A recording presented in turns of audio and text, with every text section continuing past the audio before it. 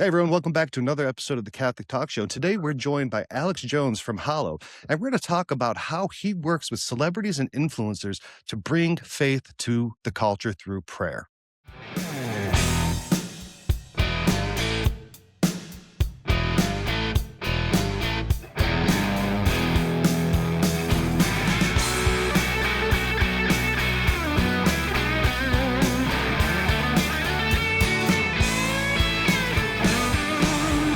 Alex, welcome back. It's always great having you on. Congratulations on the birth of your fourth child. Thanks so much, man. Yeah, no, we just had our fourth little kiddo, our second little baby girl, little baby Claire. So prayers would be much appreciated, but she's doing great, happy and healthy. So we're blessed, very blessed. Awesome. So we've worked with Hallow for years and years, and it's an app that we really use, we really believe in. And I think one of the things that's pretty interesting about Hallow is, and I think it differentiates from a lot of different, I don't know, prayer objectives that people have attempted in the church to bring prayer to more people, is how you work with celebrities, influencers, athletes, high profile bishops and priests and religious sisters in the church.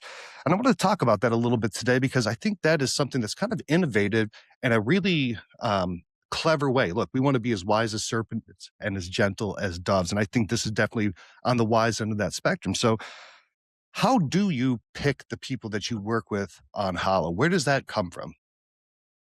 Yeah, really everything. I mean, I feel like I have the same answer to every single question, which is everything that we've done is it. It wasn't like we started Hallow and we were like, hey, we're going to help people pray and we're going to partner with Mark Wahlberg to do it. And there's some grand plan or something, or Jonathan Roumie is going to be. I mean, The Chosen hadn't even started when we launched. Yeah. So that, and the whole idea of partnering with celebrities was certainly not, when we initially started Hallow, certainly not what we thought we were going to do in any way. What we knew from the beginning was what we felt like God was asking us to do was reach out to the folks who have really fallen away. And that's Mhm. why we were working on Hallow. And there's nothing, I don't, the, it's just, I think, the unique mission that God has called us to. There's nothing really all that important about Hallow. Like it's, I use it every day, 3 times a day. If I don't have it tomorrow, I'll still be able to do my rosary. I'll still be able to do my daily gospel, my mass, my time in silence, my, liturgy of the hours. I'll still be able to do all my prayers and I'll still be able to grow deeper in a relationship with the Lord. I'll be like minorly inconvenienced. It'll be like, I'll be like, it was nice when I could get to pray with Sister Miriam and Father Mike, but I can still grow close to God. God doesn't need Hallow to bring us into a relationship with him. But the thing that we do have, and that's different. Like, if my doctor screws up, if my doctor messes up the birth of my baby girl, I'm really upset. If, Sure. whatever, the somebody, like, I pay something doesn't happen, or somebody loses a bunch of money or whatever, then I'm pretty upset. Like, but for us, I think what we do have is this unique opportunity to reach out to people that have really fallen away and to Mhm. take um, big swings, uh, in whether that's in partnerships or whether that's in, Super Bowl ads or whether that's in whatever it is, just trying to take big bets, big risks to see if we can try to reach out to folks who don't typically walk into churches, who don't Google Christian or Catholic things, who don't look up Christian or Catholic apps, and Mhm. try to reach out to them and invite them into a relationship with the Lord. Yeah. Everything else from that, and that too initially came to us in prayer when we were trying to figure out how we actually, what Hallow would be. It would be, what we would work, how we would structure it, how we would work on it, whether it be some side project or a startup or whatever. And we landed on that actually after meditating on, both me and my co-founder both meditated on the 10 talents passage, which is this call to, it's obviously not about money, but this call to, um, take the gifts you've been given and try to multiply them. And something we hadn't really thought about is taking great risk to do that. Going from 1 to 10 Mhm. talents, you're not, putting it in a treasury bond or an index fund. You're doing something relatively risky. And so we've tried a bunch of stuff. And it's really kind of funny because the question of, okay, I want to reach out to people and I want to get them to give Jesus a shot. Okay, well, how are Mhm. you going to reach out to people? Where are you going to reach out to them? And that's just the question of evangelization. It's just the question of, you know, how do you reach out to these people and how do you get them to stop for half a second? And you can do that in a bunch of different ways. You can do that through your parish. You can do that through friends and family reaching out and sharing about it. You can do it through doing something viral or doing something crazy. But unfortunately, whether we like it or not, where people are today is in their feeds and they're in social media. And that's where they're spending a lot of time. So we've got to try to reach out to them through social media. That's you guys do great work at this. We all know this, and we're all trying to do this, which is how do we bring Christ into these places and hopefully invite them out of those places at least for a time being, and invite them deeper into a relationship with God. Hmm. And tried a bunch of different things. Okay, well then the question becomes really actually very tactical. How do you get somebody to stop scrolling for half a second? Because once you get them for half a second, it's like, okay, well, I've got, but it's just like, man, it's just, I don't want to see this. I just want to go to the next thing. And so you just Yeah. need them to stop for half a second to be like, hey, look, Jesus can change your life. And then give them, give me 5 more seconds to make the case to you. And then I want to bring you out of Facebook or Instagram and into, Hallow or some other place to pray and to meditate and to spend time in silence. And I would love it if my face did that. That would be great because that would be a lot easier. But my face, unfortunately, we've tried it. We tried a bunch of faces. My face, unfortunately, does not.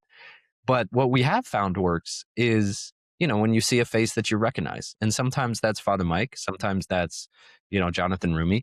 But a lot of the times it's Mark Wahlberg or it's Chris Pratt or it's, Hmm. Gwen, or it's these people who you see, who in other contexts. So you recognize their face for half a second. So you stop, you're like, oh, and then they're out of that context. So it's like, oh, Gwen sings and she's talking about the rosary, or Mark is talking about Mary or Jesus or Lent or whatever. He's got ashes on his forehead. This is different than the, Yeah. typical action movies or comedy movies that I see him in. And so, that's what we've seen in the last, whatever, 5, 6 years. And it started Mark was trying to promote, I think, Father Stu. So they reached out to us in the earliest days. That was one of the It's a first good partners. movie. Yeah, it was a great movie. It was a phenomenal movie. I loved it. But, and so we tried, partnering with him in different ways to invite people into prayer and into Father Stu. And it just went phenomenally. Jonathan Roumie was another of the really early ones. As the Hmm. show took off, ended up partnering with him. But they've all really happened, very organically, very much, God leading the way and us just trying to follow him as best we can. Yeah. I remember we were interviewing Mark for Father Stu when it came out, and he was going to come on the show, and we got our dates mixed up. And the producer or the PR person calls us up and it's like, okay, he's going to be on in the line in 10 minutes. You have to get into this room. And I'm like, I'm in the line at my kid's school picking up my son. Ryan Delacrosse is out playing golf. All right. And we're like, dude, we have 10 minutes to get back because you can't keep Mark Wahlberg waiting, right? I mean, dude's busy. And we show up, running. I call my wife. I'm like, get the office ready. We got to go. I have to shoot it at home. Not going to get to the studio. Let's set it up. And we went, and it went great. Mark's like, guys, you guys are the most easygoing interview we had today. And it's probably because Ryan had already had a couple beers on the golf course, and I was too frantic to uh, to add anything besides that. But yeah, look, there's a lot of great people you work with, and you mentioned a few: Mark Wahlberg, Jonathan Roumie, Gwen Stefani, but Father Mike, right? Sister Miriam, Father Josh, right? All these people are helping, and they want to evangelize too, and it's a partnership, right? And I imagine this is exactly what St. Paul would do too if he was alive right now, because St. Paul was he was the model of evangelization. Look, go to the Areopagus, go to where the people are at. And I think St. Paul is, for us as a marketing agency, right? He's our patron saint, right? I mean, what is evangelization if not holy marketing? So when you're working with some of these, like, what do you say to Mark? Say, Mark, what do you want to talk about? Or does he bring his own inspiration to, maybe a particular message?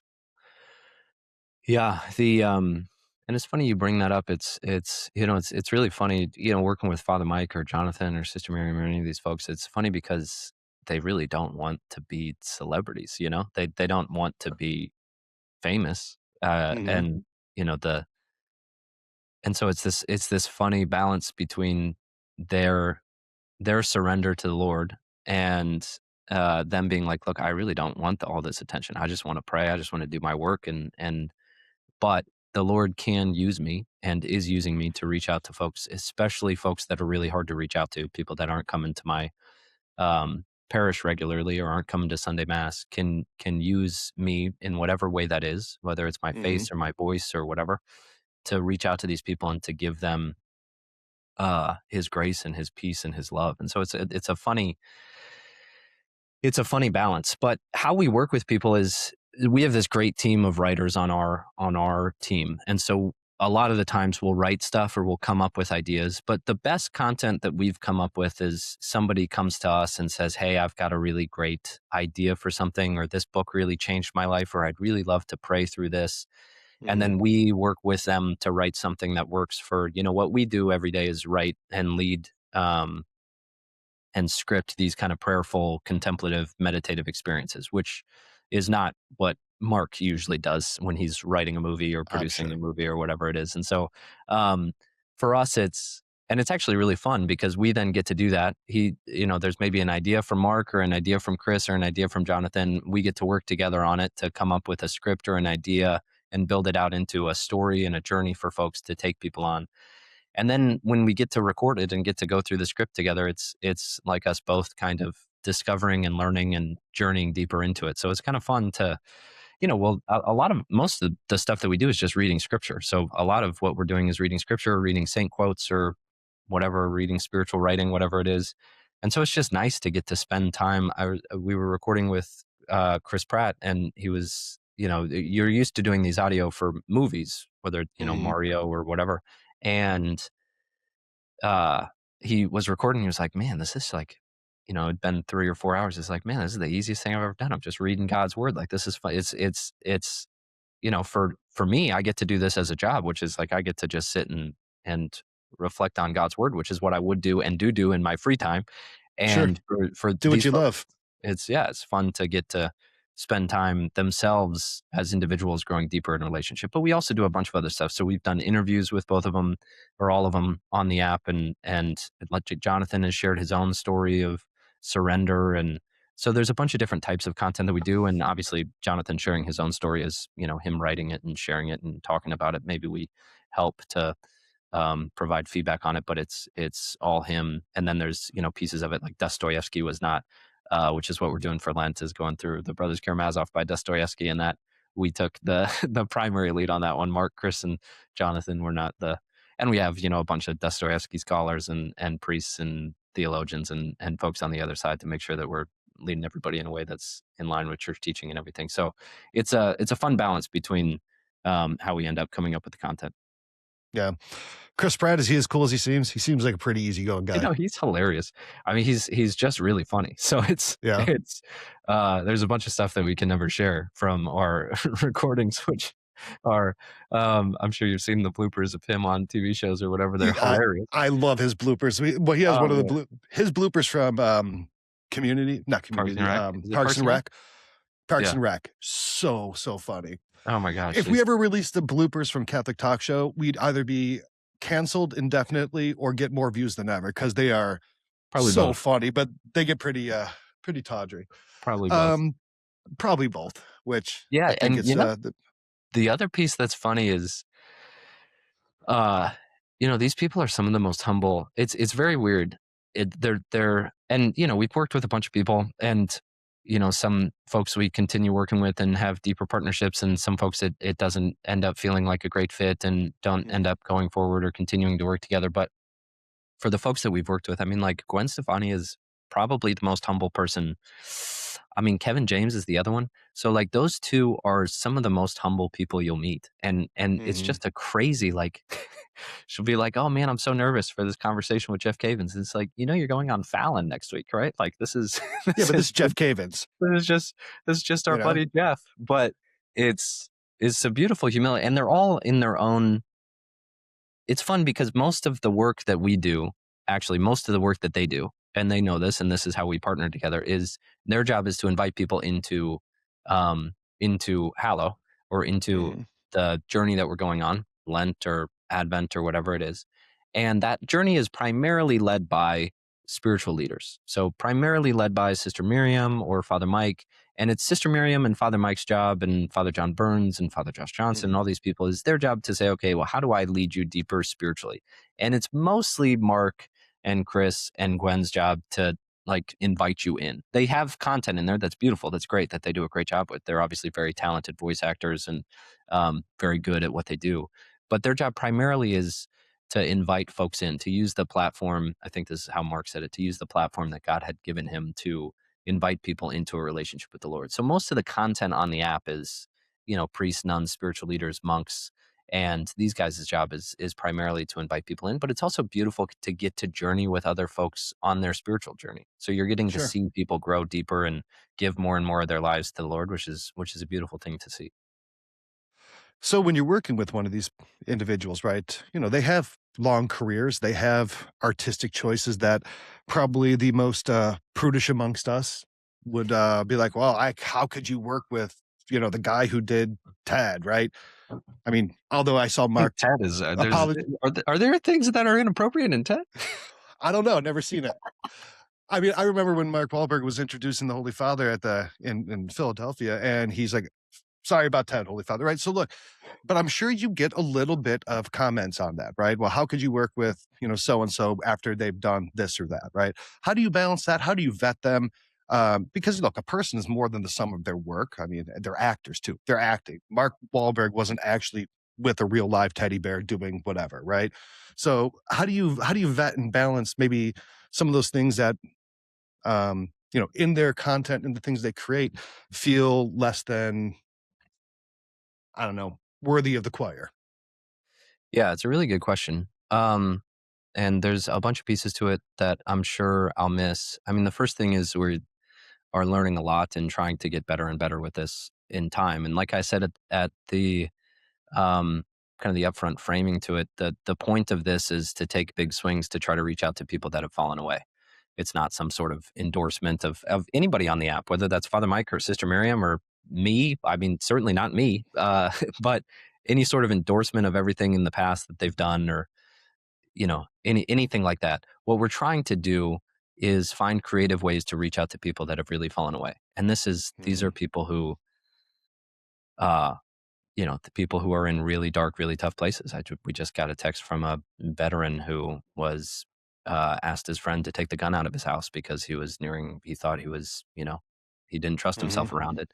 And his friend said, you should check out the Hallow app. And he did. And he said, look, I just want to let you know that I've given my life to the Lord. And over the last year, I've been able to fight off a lot of the things that had been holding me down. And feel a lot freer and lighter. And so thank you for, allowing me and my family to, but it's just these people who are in really tough, really dark, really difficult places. And I can tell a bunch of stories of people who saw a post from Mark talking about something, or saw a post from Gwen, or saw whatever it is. And we're just, somebody who, again, was really struggling with depression, saw Mark talking about the rosary and was just like, "Isn't that the guy from the weird bear movies?" Like, and he's talking about the rosary. Like, it's just weird enough that I'll give it a try. Yep. And so that's what we're trying to do. But with that, I mean, those are risks. So any of these partnerships, any of the folks that we work with, some will be great decisions and some won't, and we'll learn from them and hopefully grow. And the biggest thing that we've learned is, when we're following our own will, when it's like, man, I really want so and so on the app, I think it would be really cool, or uh, yeah, when it feels like we're pushing it. Um, I mean, sometimes that's okay, but it's usually not the right move. The other Mhm. when it feels like it's being pulled by the Lord, like it feels like God's like, no, come on, you got to do this one, you got to do this one.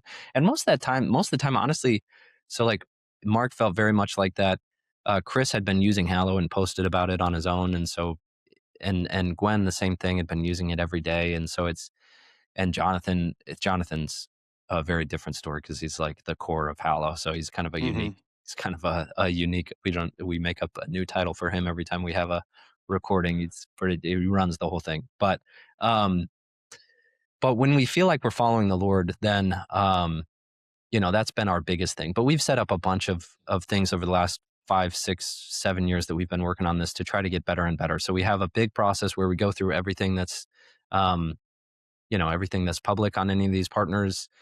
We have a group of folks, both from a faith perspective and from a secular perspective, advisors that we trust, that are within the church or not, that or within media or within the faith world, that we try to, um, ask for advice and guidance and counsel, especially the folks that have thought that we have made wrong decisions in the past. Most strongly, those are actually end up being our greatest advisors and mentors Hmm. and people who help us the most. And then ultimately it's just praying and trying to learn better discernment and grow deeper in discernment. And yeah, so that's like when we think through who we want to partner with. But I guess at the core of what that is, look, do we think this person authentically can reach out to people, create great content, certainly, so that we can grow, lead us deeper in a relationship with the Lord, but can reach out to people, authentically share their faith, and invite people into the beauty of what we have on the app, the beauty of the Hmm. Christian Catholic contemplative life, and do that in a way that feels, yeah, like a friend inviting you to meet another friend. Yeah, let's look at some of the people God has partnered with. David, right? We know what he did. Let's talk about Constantine. We know what he did. Let's talk about Clovis. I mean, I was just reading the conversion of the Frankish people. I mean, Clovis would just, be in the middle of a meeting, take out a sword and cut someone's head in half. But then he also converted to the church, and all of France and all those conversions throughout history come from Clovis and Clotilda, right? So God's partnered with some strange bedfellows too, and continues to do so. I This mean, guy I here I included, am me the foremost, brother. I mean, yeah. right? So, I mean, I could write a book on pre-Jesus and even now. I mean, I'm a terrible sinner. So it's, but certainly pre-Jesus. I mean, if you tried to, yeah. So he works with very, very broken instruments, usually to the point of showing off. Like, hey, look how terrible Yeah. this guy is. You would never choose him to do this thing, and yet here I have. I was just reading this great quote by St. Philip Neri, right? He's an amazing saint, amazing writer, one of the funniest saints. And one of the things that he'd pray a lot, in his personal prayer with Jesus, and then he'd say, and by the way, Jesus, beware of Philip, he may betray you yet, right? And I just thought that was so great, and it's so true, right?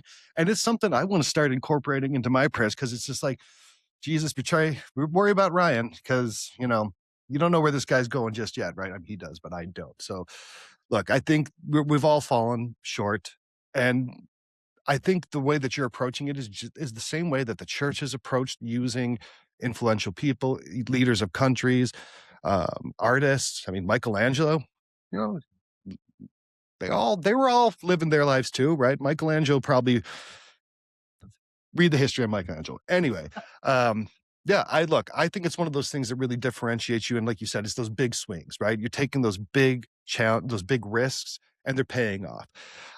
So let's talk then about Lent that's coming up. And I think it's weird that Lent is my favorite time of year. Me and my wife look forward to Lent like most people look forward to the holidays.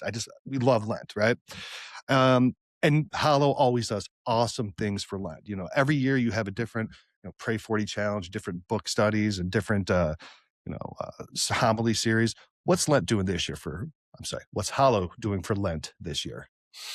The Yeah, I love Lent too. It's a beautiful time. It's a time of conversion. It's a time of deepening your relationship with the Lord. And, I don't know, it's a perfect time of year every time. It's like you have these kind of New Year's resolutions, which always wear off.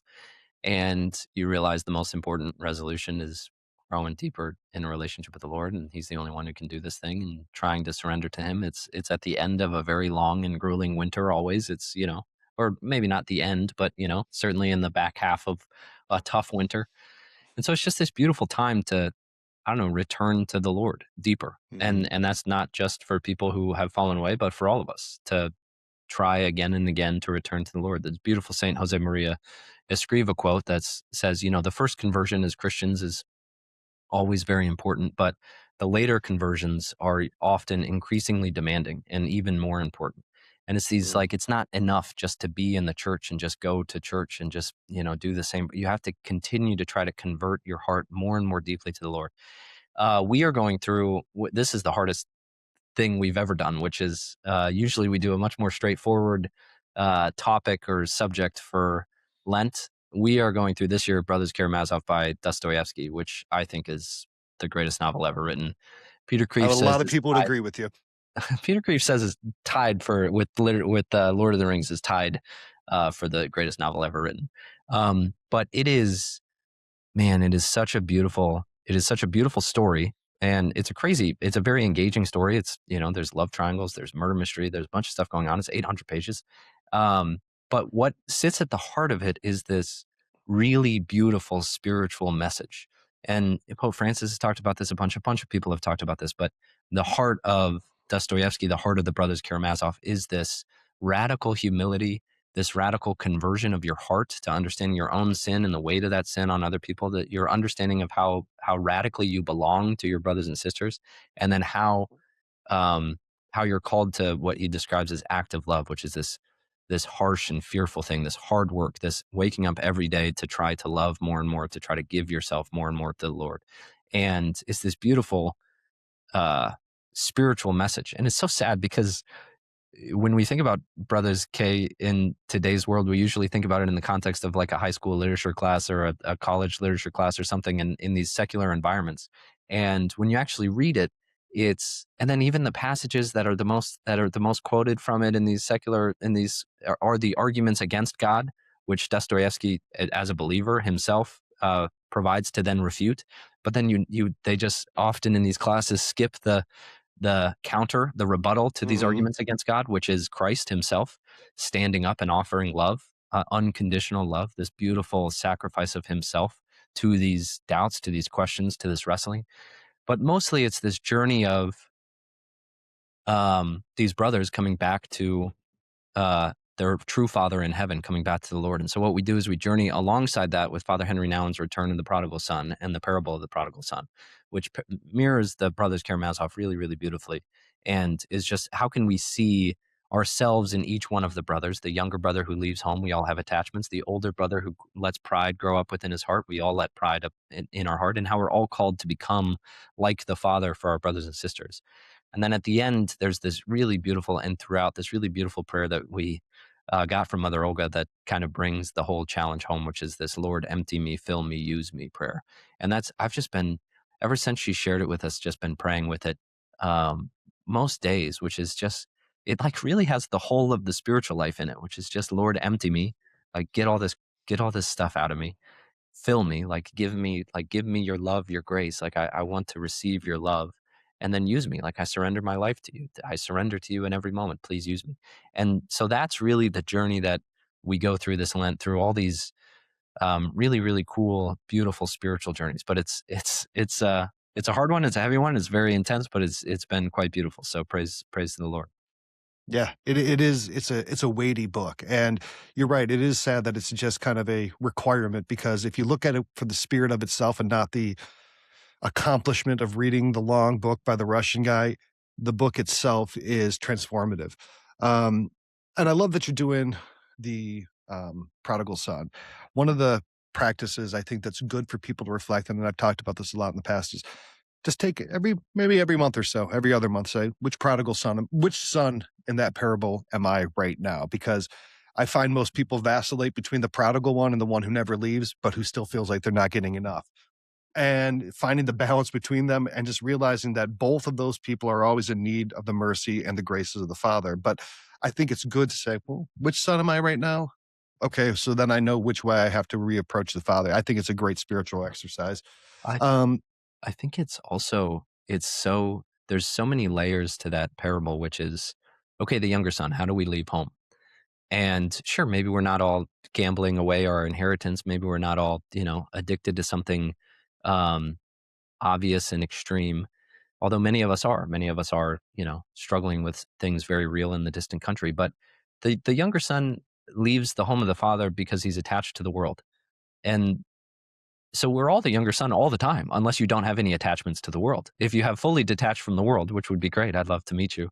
Uh, then you're the younger. You have attachments to the world, so just pray about them. Let the Lord reveal them to your heart. And then the older son, sure, he that this on the surface is angry that the father is jealous, but is angry that the father is generous to the younger son. And but if you dive one step deeper than that, what is he saying? He's saying he knows better than God. So he's saying, I get to judge what is right, what is the right reward, how people should be mhm. treated, not the Father. I am the one setting myself up. And that's just pride. That's just pride within his heart. And so again, it's okay, well, where do you have pride? Where do you set yourself up as judge ahead of God? Where do you take things? Where do you try to control things? And where do you have that pride in your heart? And again, we all do. We all do forever until we die. And so if you don't, Yeah. and so it's this really beautiful, like, man, we all have these sons within us all the time. Yeah, the day that I don't have pride or attachments is the day I hope I die, right? That's the day that I hope I go, because then I'll be ready. Um, but you got some other things going on too. So I do love that you've really started doing and incorporating more and more things for children on there, because that's really helpful. I know so many people of all backgrounds. Number one, Alex, like from my old drinking buddies who are still drinking, the guys I would drink when I was with when I was 21 who are still drinking, they're like, "Hey, dude, I know you do this Catholic stuff. You heard this Hallow app?" I'm like, "Yeah, man, it's great." And then also to, 90-year-old aunts and uncles are like, "I don't really know how to use this phone, but this Hallow app's great." Never in between. So look, even in my life, I see people using it all across the board. But for children, right? I think that's a really great development that's happened over the last couple of years. What do you got going on for children this Lent? Yeah, we've got this really beautiful. We always do a children's. Well, not always, but we've started doing a children's challenge for kids to go through. Or families, really, mostly it's families. So parents listening to it. My wife listens to it with our kids and I each night. Um, for Advent, we did a really beautiful one, and then for Lent, it's this really awesome challenge called Miracle Hunters. It's what we have this great content on the app for kids called Saints Alive, which people Mhm, are familiar with in different contexts, uh, but it just brings the saint stories to life. So it's like an audio drama. It's tells the story of it's honestly our daughter is named Saint Clair, and it's probably 90% due to Saints Alive because my kids just mhm, fell in love with the story of Saint Clair through Saints Alive. But it's engaging in a way that's just it's really really gripping. It tells these and saint stories for kids are so often told so sadly. Either it's way too it's way too adult, or it's way too basic, and it's not like it doesn't grip anybody and it doesn't hold any story. And so these Saints mhm. Alive stories, they're just so good. And as a parent, you listen to it and it's like, whoa, I didn't know any of that about St. Clair. Like that's the coolest thing ever. And they're just the coolest stories to get to listen to.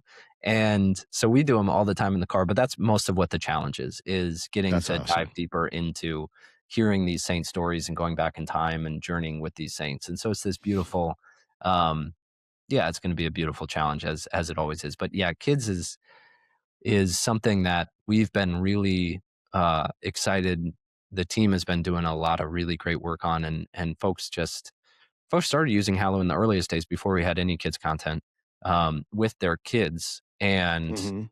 some really beautiful stories of just these like little kids that were falling asleep in prayer and growing deeper in a relationship with the Lord. And like my hope for my kids, it's fun as a father. We've got 4 little ones now, and it's like I really just care. I don't care that you know all that much theology. I don't care that you like I don't care really. I don't care about your academics. I don't care about your job. I don't care. I mean, I want you to do well. I want you to, push yourself to excellence. But ultimately, I just want you to know Jesus. Like, I just want you to have a relationship with him and be Amen. inspired to be a saint. Like, I just want that I want you to have that in your heart. And that I think is what we try to do at Hallow is just help, because that's really hard to do my kids every night now are like, okay, now tell me another saint story. And I'm like, I only got like 6, like I don't Who am have I, Alden 30. Butler?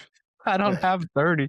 And so it's nice to be able to lean on a resource that as a parent you can have to help your kids grow deeper in a relationship with the Lord. Yeah. Well, as a kid, Saints were the number one thing for me. And I still do think that the Saints are the easiest way to reach kids, because it puts a concrete human, example of how to live and all these different stories. And they can connect with, children of all different types, whether they're, introverted, extroverted, adventurous, prayerful, mischievous. There's a saint for them. So I always encourage the Saints for children's catechesis and just for growth and spirituality.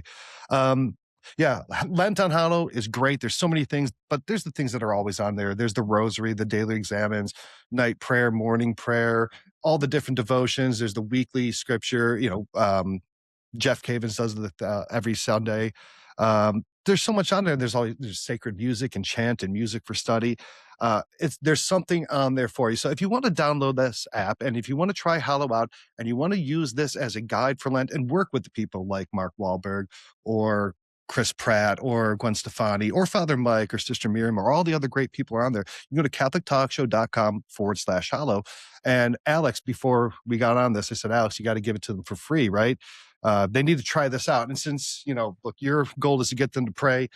Look, I'm not Mark Wahlberg. I'm not Chris Pratt. I don't have that kind of charisma. So you got to give me an offer that I can give to them that is commensurate with celebrity. And they said, okay, fine. Since you're kind of that looking dude, we'll make it free for your audience. So that's how we did it. So if you go to catholictalkshow.com/Hallow, you can try out the app 100% free. There's a trial on there. You can use all the premium features and see how much it can really transform you this Lent. I can't recommend it enough. We've been working with Alex and the team from Hallow for years. And there's for a reason, because it really is changing people's lives. So try it out this year for Lent, and then let us know. Look, we always get the feedback on how much people are getting from it. And Alex, it's to your and your team's credit. Really admire the work that you're doing and love working and partnering with you. Wow, it was an honor. That was a great pitch. It was a great pitch, just as good as Mark Wahlberg, certainly. Just as good. Well, let Mark's agent know that I'm available for guest spots. Oh, it was an honor, man. Probably Thanks more so much, radio than video. Thanks so much for having me on, man. It was a blast as always. Yeah, you got it. I hope the new baby is getting you guys, letting you sleep, little baby Claire, Certainly and not. that everyone's healthy and happy. Certainly not. But if I said anything absurd in this conversation, we'll blame it on the lack of sleep. That's it. All right, guys. Thanks for watching. Alex, always great to have you. Again, check out Hallow, catholictalkshow.com/Hallow, and we'll see you all next week.